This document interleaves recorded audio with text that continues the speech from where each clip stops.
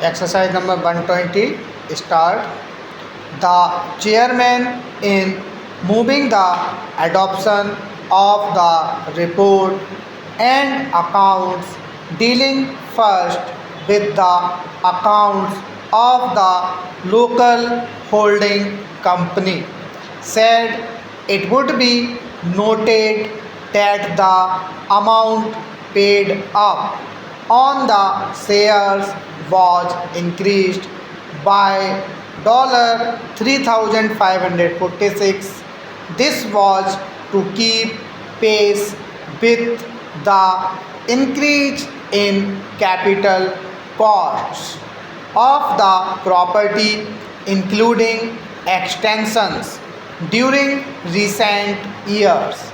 Sundry creditors at $3,507 included $2,583 for Java income tax reserve, of which $1,666 appearing to the debit of profit and loss account was additional for the year, besides bonus due to the staff and some trade items.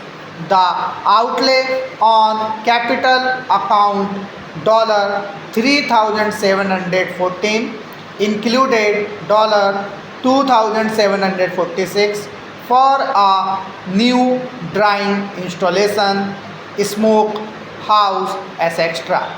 The balance being for upkeep of the immature area.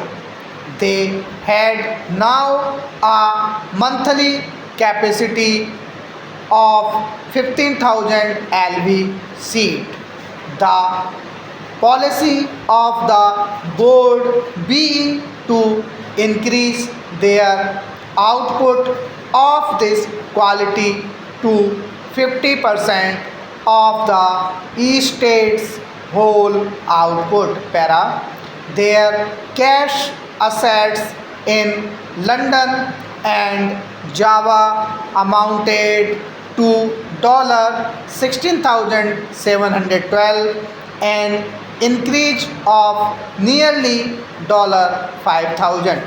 The crop was 4,49,000 LV as compared with the restricted crop of 2,30,473 LV in the preceding year, and against an estimate of 3,94,000 LV, despite the fact that for last 2 months of the year they were on a restricted basis. The average net selling price was a fraction under against 4.35D last year, thanks however to a reduction from 1.80D to 8.92D in the total costs. The net profit per pound was 4.02D or 1/2D above the previous year. It was largely owing to this reduction in costs that they had made a net profit of $8,843, over 12% on the issued capital. He thought the shareholders would agree that this was a pleasing result.